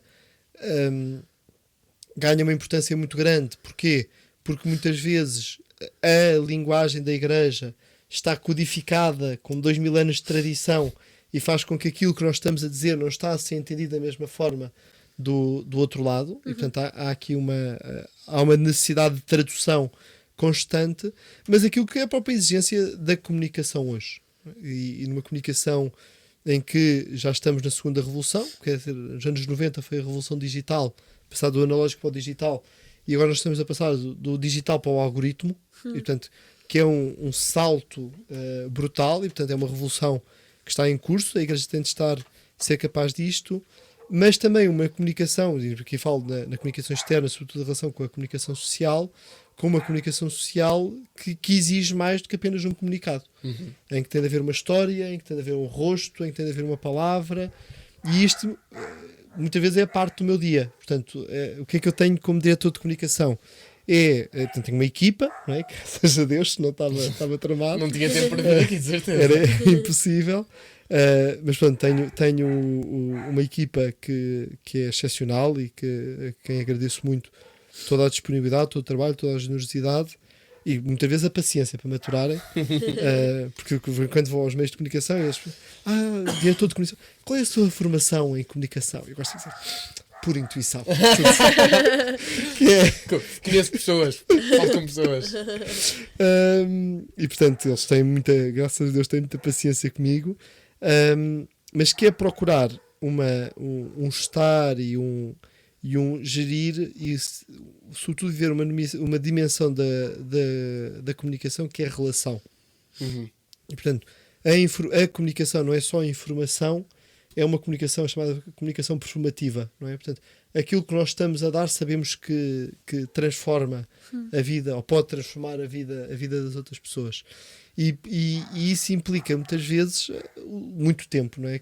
Aquela dimensão do ócio, que o ócio também pode ser trabalho, não é? Que é os pequenos almoços, jantares com o mundo da comunicação, passar tempo ao telefone a conversar sobre temas e a falar. Há uma grande dimensão desta dimensão que é importante na comunicação. Depois há a gestão daquilo que está a acontecer na comunicação, acompanhar o que é que está a ser na comunicação externa sobre a Igreja, como é que se pode fazer chegar, e sobretudo aqui com uma ética, é preciso uma ética da comunicação muito forte, porque vivemos no tempo das fake news, etc. E são muito fáceis para se conseguir produzir resultados, mas não é isso que nós queremos. Não queremos produzir resultados por fake news, queremos uma comunicação séria, com base na verdade, com base na autenticidade e na transparência. Essa é uma das marcas. A palavra para mim central, desde o início que fui nomeado para diretor da comunicação, é transparência. Isso aí para mim é fundamental. E procurar esta questão, quer dizer, que eu tenho sido assim neste ano. Os grandes desafios é criar uma boa rede de pessoas, dos órgãos de comunicação com quem nos relacionamos, com quem me encontro, com quem falo, e que eles sabem que contam comigo. Isto é um primeiro ponto. Uma presença nas redes sociais. O Patriarcado de Lisboa tinha apenas o Facebook. Portanto, ao longo deste ano já conseguimos, já temos uma presença no Instagram. há uns meses, já temos mais de 3.500 seguidores, ainda é pouco, mas que para o Patriarcado de Lisboa é pouco. Não é isso? Podem-nos dar uma ajuda. Ainda é pouco. Criámos o canal do WhatsApp, que também tem 1.000 e tal membros neste momento, que é uma forma de fazer chegar também as notícias que vamos. Neste momento está ainda muito numa notícias do que vai acontecendo. Acho que há aqui um passo mais, porque a Igreja sabe que nem só de pão vive o homem, não é? E portanto também alimentar a vida espiritual das pessoas, isso será um passo que está para ser dado e que é importante ser dado, para procurarmos ser esta presença também na vida das pessoas. E é este é o trabalho que muitas vezes esgota o dia. Pois há questão de gestão de eventos. O meu departamento na Cúria da Diocese de Lisboa está dependente diretamente do Gabinete do Patriarca, portanto há aqui um trabalho aqui muito direto com o Patriarca, muito daquilo que era a linha, o Papa João Paulo II foi exemplar nisto, quando nomeia o Joaquim Navarro Valls para porta-voz do Vaticano, que é, o Navarro Valls deixou claro, quer dizer, Santo Padre, então temos de reunir todas as semanas, porque tem a ver uma relação direta com a cabeça, senão era impossível. Faz também parte disto do meu trabalho, esta relação direta com o Patriarca. Vimos o que é que está a acontecer, qual é o feedback que temos daquilo que se vai fazendo, etc. Então, esta relação direta e que é o próprio da comunicação. E é um departamento, parece-me, super exigente, não é? Por várias razões. A primeira é que tem que estar sempre em constante atualização, não é? Constante interação. E depois o Padre Ricardo estava a dizer que tinha o Instagram do Diocese de Lisboa, certo? Isto é do género. Calha o Padre Ricardo fazer assim, pôr um story ou pôr uma publicação um bocadinho pior e está a representar milhares de pessoas e dezenas ou centenas de Eu padres. antes de carregar no publicar, Tem que ver, não é? Tudo tem que penso passar muito, tudo. falo muito, penso ao meu anjo da guarda. Se a publicação for má, por favor, que veja pouca gente. Como é que um padre tem disponibilidade para este tipo de missão? Ou seja, não sei, a vida de um padre não consigo imaginar, mas tento imaginar que seja já muito atribulado e ser nomeado para mais uma missão. Sim. Não sei, como é que isto impactou? Graças a Deus não sou pároco, que isso aí boa. esgotava. Sou só colaborador, estou ali na igreja de Miraflores, portanto temos um grande fluxo de jovens lá e portanto há aqui uma exigência. Sei que as tardes são impossíveis, não posso guardar trabalho para a tarde porque é sempre gente a entrar no meu gabinete, portanto é impossível. Portanto, guardo muitas manhãs para o trabalho e para a leitura, para estudo. Tentar escrever os livros, que estão mais difíceis. Lá sai a minha média de 2 livros por ano, portanto está destruída. Estava a escrever 2 livros por ano. Estava a escrever 2 Isso é livros por incrível. ano. Mas pronto, agora Qual é já que é o percebi que não dá. Tem aí PDF. Acabei de publicar um ao mês. Não dá. Não vimos. Estamos nos 1700 anos de Niceia. Ok. E então publiquei uma biografia sobre o Santo Atanásio de Alexandria, que vai ser o grande defensor da doutrina da doutrina de Niceia. E portanto era um exemplo que eu gostava muito. E que pronto, depois me leu os escritos dele, etc. E saiu um livrinho de introdução. Qual de a Niceia? Niceia houve 2, não foi? Estou a fazer Sim, o primeiro Ok. concílio de Niceia, há 1700 anos. Partilhei há bocado consigo que deu moral no colégio. O trabalho que eu mais gostei de fazer com alunos foi com o 9º ano, de dividirmos, não dividimos todos, como é lógico, mas cada um, inclusive eu, tinha um concílio e tinha que estudar os documentos do concílio e fazer um resumo do que é que se falou nesse concílio. E então eles podiam escolher, por exemplo, eu já não sei de cor qual é que era o nome, mas qual é que foi o concílio onde a igreja, acho que foi tipo século VIII, onde a igreja Sobre as volta imagens. Exatamente, Sim. da iconografia. É Constantinopla, Não qualquer sei. coisa. Não sei o nome. Não Se sei me de disser, se cor. calhar eu chego lá. Não sei Pronto, de mas cor. então era um miúdo que gostava muito de arte, então Que escolheu este giro. concílio e fez um trabalho sobre este concílio. E tem uma riqueza brutal a história da igreja nos concílios. Quero muito Sim. ler esse livro. Então isto é só sobre o concílio de Niceia. Ok. E Tens que arrasar. tem sempre aquela imagem, eu gosto muito, eu sempre ouvi falar de uma imagem do concílio de Niceia, que era a abertura do concílio. Porquê? No ano 325, as perseguições tinham acabado em 313. 325 foi quando passaram a permitir Não, 313. Exato, com o Foi Edito de permitido. Milão, não é? Sim. Isso. O Edito de Milão. Quer dizer, houve o de Galério antes, mas não é tão relevante em 311, portanto o 313 de Constantino. Muitos dos bispos tinham passado as perseguições. Então havia uma piada na Diocese de Lisboa, que houve uma altura que houve muitos anos, ou tiveram muitos anos sem ser feito cónegos da Sé. Os cónegos estavam muito velhinhos. E pronto, há coisas típicas, coxear mais, etc. E nós tínhamos sempre entre nós a brincar que era, lá vem o concílio de Niceia.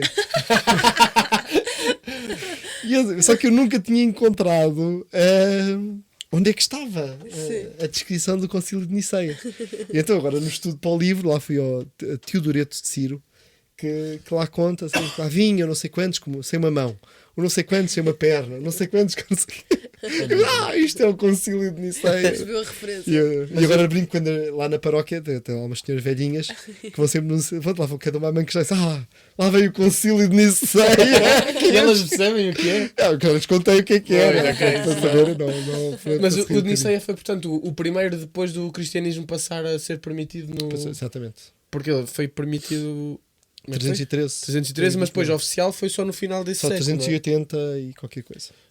But fixe, gosto mesmo dessas... Santo Atanásio está neste percurso, vai 5 vezes exilado. Portanto, as pessoas... Isto é uma das coisas que eu queria também deixar no livro, que era... É importante estudar a história da Igreja, porque as pessoas muitas vezes acham, pronto, isto houve as perseguições, a partir de 313, isto a Igreja foi a Igreja Imperial. Exato, eles mandavam. Até ao Concílio Vaticano II, não é? Foi a história da Igreja. Pronto, houve as perseguições, 313, depois houve o Vaticano II a seguir. Saltinho. Não é? Pronto. E esteve tudo bem aqui, não é? No meio, não é? Sem mártires. E então era uma das coisas que eu queria dizer, a questão do perceber que o percurso que vai de Niceia até Constantinopla, primeiro, é importante porque é o momento de estabilização em que a gente sofreu. E, quer dizer, o Santo Atanásio chega a um momento... Lá está, quer dizer, a Igreja é quase só o Santo Atanásio. Quer dizer, todos os outros bispos caíram, todos os bispos capitularam diante das exigências dos imperadores e só Santo Atanásio se mantém firme na fé.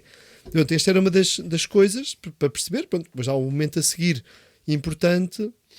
que é, pronto, depois da queda do Império Romano, no século V, que é perceber que a Europa é invadida por povos bárbaros que não eram cristãos. E o único cristão que vem era ariano, não era? Quer dizer, e ainda agora percebemos há poucos dias o Santo Bonifácio, que é destes evangelizadores. Portanto, a Igreja, quando diz, a Igreja está em crise. Quando é que a Igreja não esteve em crise? Quer dizer, isto é uma crise constante. E que podem ser importantes estudar a história da Igreja. Eu acho, se calhar as pessoas não gostam todas assim de história, mas eu acho das coisas mais divertidas sempre. Por isso é que nestes trabalhos, tinha contado a Marina nos dias, nestes trabalhos que faço com os miúdos, eu faço sempre um grupo também. Portanto, eu fico a investigar com os miúdos, que isto diverte. É mesmo fixe. E há muito interesse na história da Igreja. Eu acho que é mesmo. Eu noto que é o meu. Penso que é do meu podcast, é o curso mais ouvido, é o de História da Igreja. Tem um de História da Igreja? Sim, são 10 sessões, 8 ou 10 sessões sobre História da Igreja. Vai ser hoje que eu vou ouvir tudo. É uma hora e tal. Cada um? Então não vai ser hoje. Mas que era muito neste... Vamos ver a História da Igreja, vamos estudar e vamos aprofundar. Pronto, porque acho que as pessoas... Pronto, quer dizer, ajuda muito a perceber que houve sempre crises na história da Igreja e há sempre uma adaptação e um caminho que a Igreja faz com a realidade. Eu no outro dia fiquei fascinado com a história dos Templários, de terem sido criados porque as pessoas quando iam em peregrinação até à Terra Santa eram sempre pilhadas, ou às vezes até mesmo é para mortas, defender os peregrinos. E para defender os peregrinos. Pá, isto é incrível, não é? Sim, uma lógica de cruzada era essa. Exatamente, era defender as pessoas que eram constantemente atacadas. Mas como em tudo houve abusos, pronto, faz parte. Claro. E quando chega ao poder é o homem, né? O homem há pecado original, não sei se sabe. Exatamente. Já ouvi falar. Comecem por ver essa parte. Mas a mesma coisa dos primeiros sistemas bancários, né? Que eles tinham das casas espalhadas pela Europa, em que eu depositava num sítio templário um valor e depois podia ir a Portugal, ou a Espanha, ou a França e levantar outro. Pá, é mesmo É mesmo fixe. Gosto mesmo dessas coisas. Saímos completamente do tema. Queria fazer uma pergunta para o Ricardo, que é esta nova aposta e na questão da comunicação, de não ser só uma coisa expositiva de falar para as pessoas, mas também ter algum tipo de relação, já se sente na questão até dos jovens, de já se começa a aproximar pessoas que sentiam um bocadinho que a igreja era muito distante. Já vê isso? Sim. Palpavelmente. Não, está constantemente. Eu acho que as pessoas não. Está constantemente a acontecer. Eu acho que as pessoas não esperam. Quer dizer, não esperam essa receptividade numa página de Instagram. Não é? Pois, exato. Eu acho que o rosto continua a ser as paróquias. Não é? E o grande esforço é as paróquias, os movimentos continuarem a ser casas que acolhem, oásis de misericórdia, como chamava o Papa Francisco, e ser sempre este lugar que se procura fazer caminho e que se procura. Portanto, e por isso a difusão de tantas coisas nas. Não deixa de haver uma dimensão do digital. Eu achei muito curioso, outro dia houve uns noivos que pediram para falar comigo, reuni, conhecia-os relativamente. E então vinham pedir para ser eu a fazer-lhes o casamento. Não conhecia assim. Não os conhecia? Conhecia-os, mas Ok. não tinha Não assim muita eram- relação com eles. Isso. Mas agora porque é que querem que seja? Não é que o Padre Ricardo tem estado muito presente no nosso namoro. Eu não me lembro! Não é porque dos seus livros, dos Pois, seus claro. podcasts, dos Isso seus é incrível. cursos. E tem sido muito importante como Sim. o Padre Ricardo acompanha-nos assim, de um momento para o outro. Sem saber. Né? Percebemos que o virtual não quer dizer que é irreal. Sim, sim. E este passo, ou aquele grande desafio que vocês estão a fazer, que o Papa Bento XVI escrevia na mensagem para o Dia da Comunicação Social de 2009, que dizia: e vós jovens que estáis habituados a isto, e de evangelizar o continente digital.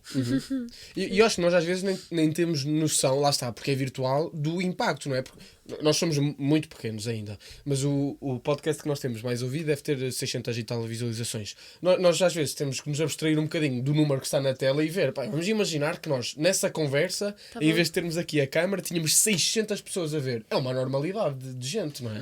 E às vezes nem temos essa noção do Não, impacto. eu, por exemplo, agora já vamos no quarto curso com o meu orientador de doutoramento. Ficou jubilado, e o regime português é cruel nisto. Um professor jubila, quer dizer, que é muitas vezes com 70 anos, quer dizer, do ponto de vista Sim. intelectual, estão na força ainda do pensamento e mandam-nos para casa. Não é? Aos Jubilado 70 é anos. tipo acabou? Sim. Ah. Portanto, aos 70 anos mandam-nos para casa, estão proibidos de orientar teses, estão a dar aula, quer dizer, é uma coisa. Ficam Uma tipo crueldade. uma redoma assim. É uma crueldade de uma coisa. Sabia. Faz-me impressão. E propus ao meu orientador, ao professor Jacinto, Jacinto, olha, isto era giro, não sei, eu tinha os cursos online, não quero fazer. Ele aceitou.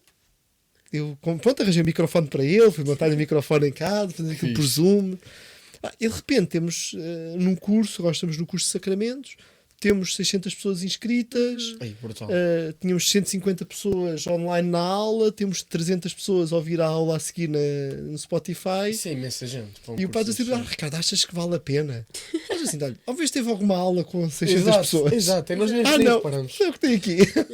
Nem reparamos porque não estamos a ver. Sim, não não é? estamos a ver. Mas... Isso diz, cria uma possibilidade de circulação de pensamento, quer dizer, que se calhar só no tempo de São Tomás de Aquino é que tínhamos. Não é? Porque quando nós pensamos São Tomás de Aquino formou-se em Colónia, foi professor em Paris, Orvieto, Nápoles, Roma, volta a Paris, Nápoles outra vez. Quer dizer, esta circulação de pensamento, aquilo que é a Universidade da Idade Média, nós estamos neste, que é o princípio da globalização, nós estamos a vivê-lo agora. E aqui, para mim, é uma das coisas que me acho que é um grande desafio para a Igreja hoje, é nós percebemos a potencialidade que isto tem. Que a pandemia disparou, foi aí que começou os cursos online, etc. Sim. Mas que, de facto, há aqui uma possibilidade, sem substituir o toque, aquilo que o senhor do Américo dizia na tese dele de Arapada, a tese dele de licenciatura canónica, que é passar do clique ao toque. Não é? Nós precisamos sempre passar do clique ao toque. Quem clica para ouvir o vosso podcast, depois haver o toque de fazer este encontro com a fé real, concreto. É sempre este o desafio que é preciso fazer, mas que é possível e que isto está ao serviço disso. Isso é uma imagem mesmo bonita. Nós vamos ter dentro de poucas semanas convidaram-nos para fazer para sermos oradores aqui em Coimbra, por causa de qual é que é o tema, amor?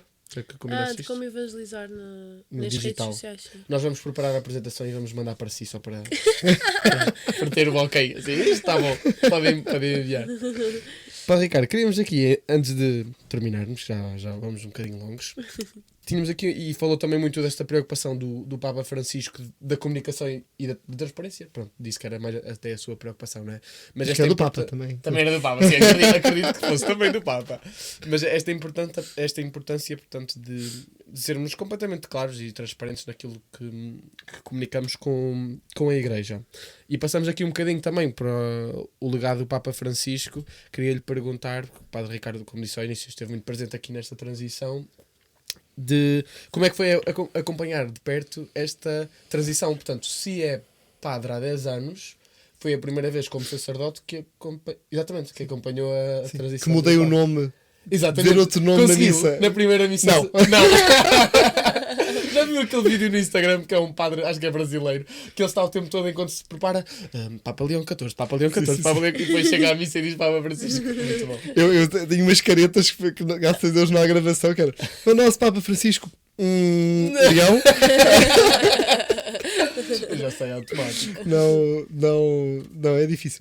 Olhem, eu sou diretor de comunicação desde 2024 e, portanto, sensível a isto, eu estive em Roma no Jubileu da Comunicação no final de janeiro de 2025.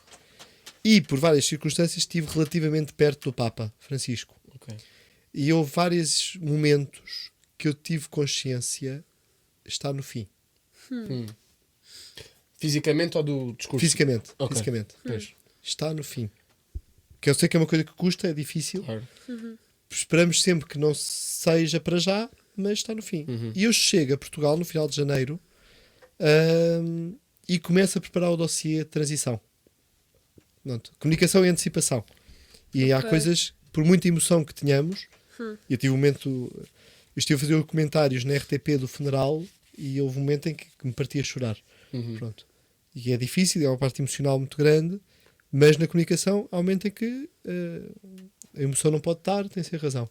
E eu começo a preparar o documento de transição em que faço, porque é lá está, é preciso muitas vezes traduzir aquilo que está a acontecer, porque a comunicação social e o mundo não sabe, não percebe a nossa linguagem. E então eu preparo um documento que dei o nome Sede Vacante e Eleição Papal, com tudo explicadinho. Vários níveis, portanto, o que é que as normas dizem, quais são os livros litúrgicos. Fui buscar dos apontamentos pessoais, estão publicados, do Joaquim Navarro Valls, quando foi o Papa João Paulo II, para termos ideia, etc. Portanto, ficou um documento muito completo, em vários níveis. Os rostos de quem é que está agora, pronto, aquilo ficou assim uma coisa muito completa. E pronto, está aqui isto. O que é que acontece a seguir? O Papa é hospitalizado. Aquela grande hospitalização que todos os dias eles até metiam o update. E então, eu nessa altura envio para a comunicação social isto, dizer, olha, não é nenhuma tomada de posição, não estou a dizer que o Papa vai morrer, Claro. Sim. mas é para começarmos a atrapalhar isto. Pronto. E aqui foi o primeiro momento em que a comunicação social agradeceu-me imenso. Pois, É a primeira vez que a Igreja nos manda matéria para nós trabalharmos. Eles que queixavam-se um bocado que a Igreja não mandava nada. Ok. Que era falar com a Igreja, era falar com o muro. Pronto, havia um bocadinho esta crítica. Não estou a dizer se é justa ou injusta. Sim, Pois, claro. sim, Cara, é sim. injusta. Mas eles tinham um bocadinho esta sensação. E para eles é o primeiro passo de, não, a Igreja está a colaborar connosco. A Igreja quer comunicar. Porque a questão para mim era,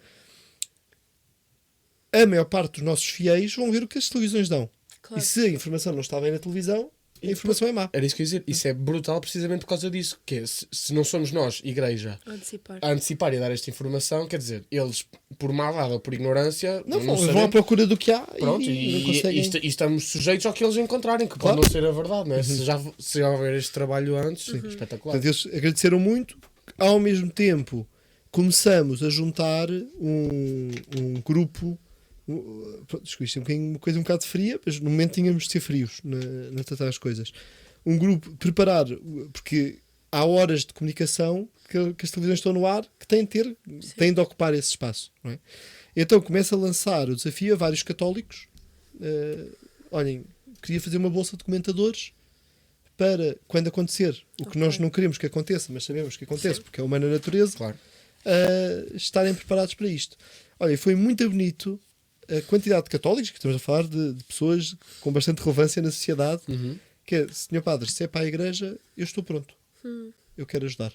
Quero dar testemunho. Portanto, eu falo de pessoas do mundo da academia, da política, da economia, de várias da saúde, de pessoas de várias áreas, para estarem disponíveis para falar. Assim, algumas pessoas com bastante preparação, mas quiseram ir à formação que preparámos, etc. E, portanto, estávamos preparados para isto. Portanto, essa bolsa não saiu logo, ficou preparada. Ficou na... O Papa volta para o Vaticano. Pronto. Aguentamos Não os estamos tropas mais um tempo. exatamente, quer dizer, não estamos com pressa de nada. Ainda bem que o Santo Padre voltou. Mas aquele domingo de Páscoa, ver as imagens do Papa foram bastante perturbadoras. Quer dizer, a varanda do Vaticano apanha muitas correntes de ar. O Papa ainda quis ir de carro, dar a volta pela praça. E pronto. Mas, quer dizer, segunda-feira depois da Páscoa, os padres estão caos. E portanto, eu pus em modo de avião o meu telemóvel. E acordo às 8h30 da manhã. Fiz o chamado sono católico. Que é deitei-me e vou acordar quando Deus quiser. E foi só às 8h30. Isso é brutal, quem Quem me dera. dera. Exato. Acordei às 8h30 da manhã. Portanto, o anúncio sai às 8h47 ou 8h45. 8h30 da manhã, acordo, tiro o modo de avião do telemóvel e recebo logo uma mensagem a dizer: peço que o Papa morreu, esperamos confirmação. E portanto, foi Acordar um uma segunda-feira de Páscoa, assim um bocadinho em choque. E foi ali... começa a receber logo chamadas da comunicação social, porque estão a saber, confirma-se, eu não sei, diz o Vaticano é que pode confirmar, o Vaticano confirmou, e portanto foi começar um percurso que eu ainda não sei muito bem o que é que me aconteceu na vida naqueles dias, que eu pronto, entrei em levitação quase, não é? Quer dizer, todos os dias nós íamos o Padre Ricardo na televisão. mais que uma vez por dia em cada canal, com os canais todos, ao mesmo tempo que tinha assessoria ao Patriarca nisto, quer dizer, há convites, há canais de televisão que querem falar com o Patriarca, tanto gerir isto, mas preparar algumas coisas de comunicação do próprio Patriarcado. E portanto foi um grande desafio, mas que tudo se fez. Foi um saldo, no final, um saldo muito positivo. Eu já estava nas redações, já ninguém vinha buscar, quer dizer, já sabem onde é que é a maquilhagem, não sabe? Sei sim. Já ia para a maquilhagem, já conhecia todo o pessoal da maquilhagem, o senhor já sabia o que é que eu gostava, o que é que eu não gostava. Mas não temos isso aqui, não lhe podemos fazer esse tratamento. Tirar o brilho, é uma coisa essencial. E que, pronto, foi um mês e meio de corrida, mas que era o grande objetivo é mostrar o rosto da Igreja, o verdadeiro rosto da Igreja. Isto foi importante. Para a comunicação foi uma coisa positiva também. Lá está, conseguimos pôr várias pessoas, vários padres jovens, várias pessoas jovens a falar sobre a Igreja. Isto foi algo muito positivo, foi verdadeiramente muito positivo, e que deu uma visão e uma percepção sobre a Igreja realmente nova, e que foi importante dar um novo rosto. Sim. E eu, por acaso, lá está, nestes dias, quando é uma coisa assim deste nível do Papa, acho que o mundo para e do nada toda a gente a olhar para a igreja, não é? Mas eu depois, já na parte do conclave, não é? E depois da eleição papal, eu vi vários vídeos no Instagram de pessoas que estavam em Roma a visitar e que pararam o dia e ficaram do género, tipo, eles não são católicos, mas ficaram... Tipo, novo Papa, temos Papa. Do nada, eles sentiram que aquilo era para eles também. E sentiram que aquele momento era uma coisa única na vida e que tinham de aproveitar. Há duas coisas que eu acho interessantes, que é a Igreja Católica é a única que é capaz de parar o mundo, pôr o mundo parado a olhar para uma chaminé. A ver a cor do fumo. A ver a gaivota. Até a gaivota eles analisam. Eu fiquei fã da gaivota. Foi muito massa. E a segunda coisa, que isso eu estava em estúdio quando saiu o fumo branco, que foi as pessoas começaram a correr para a Praça São Pedro, como é habitual. E portanto, eu estava em estúdio e o canal de televisão achava: não, pronto, o Papa vai já aparecer. Eu: não, calma, isto demora uma hora e tal. Mas já está tudo a correr. E está tudo em festa. Que giro. Sim, mas é mesmo assim. Mas não sabe quem é o Papa, como é que já estou em festa? Não interessa. Sim, exatamente. O Papa é o Papa. Eu acho que é isso que as pessoas estão a pensar no progressista conservador. Pá, não interessa. Foi o Espírito Queremos Santo. lá saber. Temos Papa. E é o nosso. Essa é a festa. Essa é a festa. Mas eu também senti isso nesse dia, que era... Estávamos todos em festa. Que até é bizarro. Quer dizer, o Papa Francisco morreu há 6 dias que demorou? Não, mais. Foi mais Então, dias. ele morreu a 21 de Abril e o Papa foi eleito a 8 de Maio. Tu ainda Não, os dias foi do conclave, mas pois é, o tinha estado conclave é muito que foi tempo. curto, exatamente. Pronto, mas portanto, era uma coisa super recente, mas nesse dia, tipo, a festa toda rejubilava, pá, eu achei... Deixámos de sentir-nos órfãos. Isso. Para a É uma próxima, coisa para a que- próxima quer estar em Roma já agora. Sim, está bem. Que quem não é católico não percebe isto. É. O impacto Sim. que tem, tudo a correr. O Papa vai já aparecer. Não, calma, podemos conversar ainda sobre o assunto. Porque é que há festa? Não conhecemos a pessoa. É que é isso, quer dizer, é que não interessa. Para nós não interessa. Interessa que temos Papa. E ele se calhar também não nos conhece a maioria, não é? Mas sabe que é o povo que Deus quer que ele... Pronto, foi ali aquele momento, depois há sempre aquelas apostas. Será um português? Há sempre estávamos bem cotados e tínhamos homens muito bons no conclave portugueses para poder ser, não é isso? Mas confesso que nunca esperei ser um norte-americano. Por causa das tensões dos últimos tempos? Não, por ser norte-americano, quer dizer, Ok. manda no mundo também. Sim. O padre come hambúrguer. Vou confessar, vai ficar isto gravado para sempre, e vai ser aqui convosco. Eu vou-me arrepender disto, que eu vou dizer agora. Mas eu preparei alguns perfis. 11 perfis. Ok. E lembro, quando estava a prepará-los, aparecia-me sempre o do Cardeal Prevost. E eu pensava, o norte-americano não! E não preparei o dele. Olha, foi a única vez que não conseguiu antecipar a Eu preparação. fiquei, quando sai o nome, o único que Perdeu eu a não aposta. preparei. Não, eu não fiz apostas. Achava que ia ser algum, não. Não. tinha sido Ou muito seja, só. havia vários que podiam ser, e portanto eu levava 11 perfis preparados. Ok.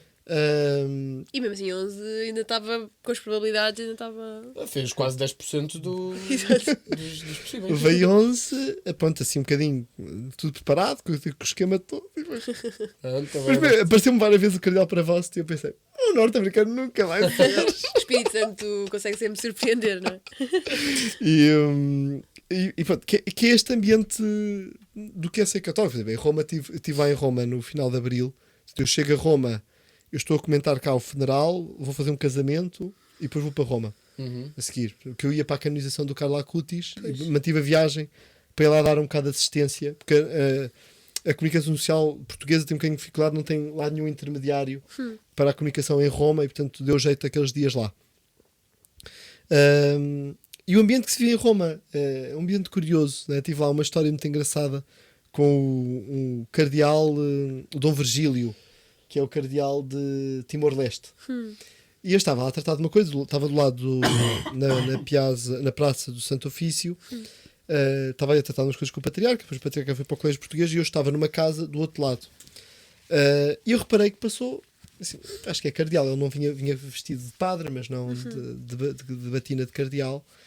E eu reparo no anel, o Dom Virgílio, cumprimentar, é bom ver um cardeal que fala português, não sei o quê. Conversámos um bocadinho. E eu depois percebi que ele estava assim um bocadinho. E eu pensei, senhor Dom Virgílio, quer ir para onde? Quer ir para a Porta Santana. E eu disse, olha, eu também vou para lá. Só que tem-se de dar a volta pelo Borgo Pio, porque acabou a missa e aquilo está fechado. Mas o senhor é cardeal, pode passar ali. venha que eu ajudo. Mas não, vem. Posso ir consigo? Pode. Então, muito bem. O que eu queria saber que era chegar aos seguranças.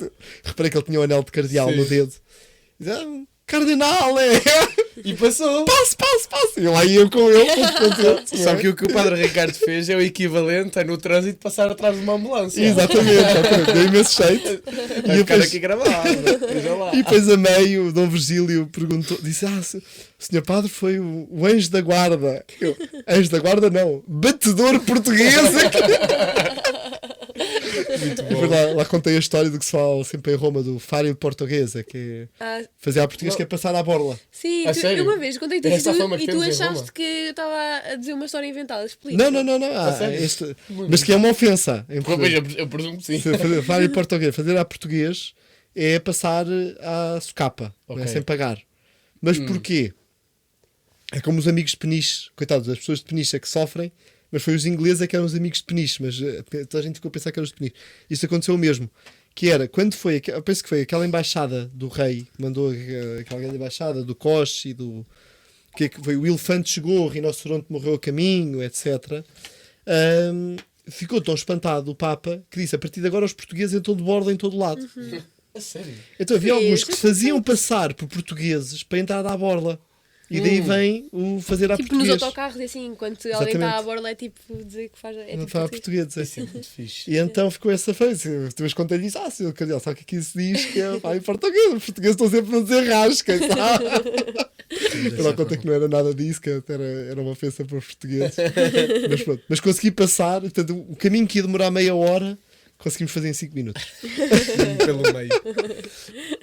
E o que é que o Padre Ricardo, não só desta parte da comunicação, mas da missão do papado em si, o que é que lhe está a parecer estas primeiras semanas? Já chegou Faz hoje um mês. Faz hoje um mês? O dia que estamos a gravar faz um mês. De Então, Papa. mesmo de propósito, que impressões é que fica deste primeiro mês de Papa Leão Não, XIV? olhem, tem sido uma grande alegria este tempo do Papa, Papa Leão. Papa Leão. Eu vi esse Papa. É que não dá para disfarçar, é que se fosse Francisco para, sei lá, nem sei que nome é. Frederico, assim, ou isso, mas não dá.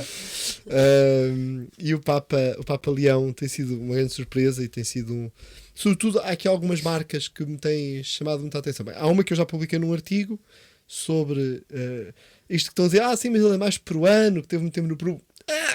Discordo, ele é um norte-americano profundamente, e aí eu uso muito disto do que eu estudei na minha tese de doutoramento, como estudei um autor norte-americano, percebo muito estas acentuações que o Papa faz, vêm muito destas preocupações norte-americanas, isto por um lado. Por outro lado, o grande tom que ele tem colocado na questão da unidade. Não é? Yeah. E de voltar a unir a igreja, não é? Eu ainda não consegui pôr no ChatGPT forma, já tentei, mas ainda não fiz bem o que eu queria. Não é? Mas o Papa Leão vai ser este homem que vai estar aqui a puxar com todas as forças todas as pontas da igreja para manter isto unido. Não é? E isso tem sido muito bonito ver este facto é agostiniano. E que é esta unidade da igreja que Santo Agostinho viveu, que o Papa vai procurar. Sabemos que há dossiês muito difíceis nesse campo. Esperamos para ver como é que ele vai gerir isso, mas que tem sido de facto um tempo muito, muito bonito e de graça. Quer dizer, este tempo temos de conhecer um Papa, é conhecer o Pai. Não é? Estamos a conhecer o nosso Senhor Pai, estamos quer dizer, tem tido já mensagens fortíssimas.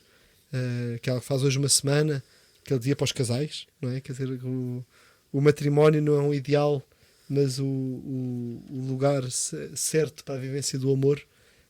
Acho que é uma expressão muito, muito bonita destas palavras à famílias, as palavras também aos padres, não tenham medo de chamar os rapazes, entreguem, consagrem-se a Deus. E que é muito bom ouvir estas palavras que nos fazem, voltam a unir a igreja. E voltam a colocar-nos no caminho certo, no caminho para Deus, no caminho da santidade. Esperemos que sim, fazemos também por ele. Nós também, pelo menos eu tenho tido das poucas coisas que vou vendo da comunicação, parece-me ser realmente. Pronto, são todos, não é? Todos os padres que vêm são precisamente o que Deus quer e precisa para a igreja naquele preciso momento. E pronto, nós também não há muito a fazer, é rezar pelo Papa, não é? Então, não temos propriamente nada mais que É isso. uma grande tarefa. E é uma grande tarefa, e exigente, na realidade. Padre Ricardo, queres dizer uma coisa? Não. Nós agradecemos muito, mesmo muito por ter vindo cá. Nós confesso que o convite para si foi um bocado, ele nunca nos vai responder, vamos mandar na mesma. Mas é que nós vimos o seu e-mail, está num site, será Foi que é no do do Patriarcado? Patriarcado, Sim, mas contactos é a coisa mais pública que há no Exato. Patriarcado. Nós achámos estranho. Miguel assim, Porque como é que está assim, aqui? Vamos lá exato, saber. eu disse logo, vamos ver o Padre Ricardo Figueiredo. Lembrei-me dos livros logo, não vamos encontrar o número dele, nem o mail. Há um grave problema no site do Patriarcado, Que é? que é cá em baixo há contacto, Pois, e depois há imprensa, sim. e na imprensa estão lá os meus contactos todos Telefónico também? carrapachados. Telefónico também. Telefónico também. Isso é Eu recebo mesmo. chamadas divertidíssimas de todos os pontos do país. Pois acredito. E sim, chamadas a dizer, eu gosto muito dos Não, seus não, livros. graças a Deus, não. Nós vamos não. fazer uma daqui a uma Não atento. Vai bloquear já o número. Não, mas ficámos mesmo confusos pela abertura imediata e especialmente pelo facto de vir de Lisboa para aqui. Claro que ia aproveitar para visitar a família, não é? Mas de qualquer forma, olha, o nosso muito obrigado. Gostamos Sim. muito de gravar Uma consigo. honra. Foi um gosto e muito sucesso Obrigado. também, que esta missão de evangelizar e de lá está, levar o Evangelho a este novo continente que é o continente digital. Cada vez mais o continente algorítmico que nós vamos notando nos Reels, que é importante haver coisas com estes conteúdos que povoam também os Reels. Sim. E é importante também para a fé das pessoas e mesmo para a nossa. Nós deixámos agora de gravar durante. Estava a comentar isto com Marinas, há bocado até gravámos uma story para o Instagram a dizer isto. Deixámos de gravar durante 4 semanas para aí. Tínhamos muito conteúdo já programado, portanto fomos pondo sempre, portanto as pessoas não notaram isto, mas já estávamos assim, e depois queríamos muito trazer a enfermeira Vanessa, ela não pôde, que a Tadita teve doente, já estávamos assim como se esmorecer, a ficar tristes, e ter vindo hoje e ter gravado hoje, eu já me sinto outra vez. Hoje dia de Pentecostes e falta a piada. Eu já me sinto... então a piada é... Vou fazer a piada. Eu estou a fazer já de pivô, não é? É o entrevistador aqui, Carlos Ricardo. A piada que eu tinha planeado dizer é: finalmente temos luz, não é? Portanto, tal como no Pentecostes acendeu aqui a chama do Espírito Santo na cabeça dos apóstolos, sobre a cabeça do Padre Ricardo nós temos novamente a luz. Portanto, é dia de celebração, dia de Pentecostes. Sim. E até nós sentimos cheios do Espírito Santo para continuar a missão. Muito obrigado por ter vindo. Obrigado. E até à próxima.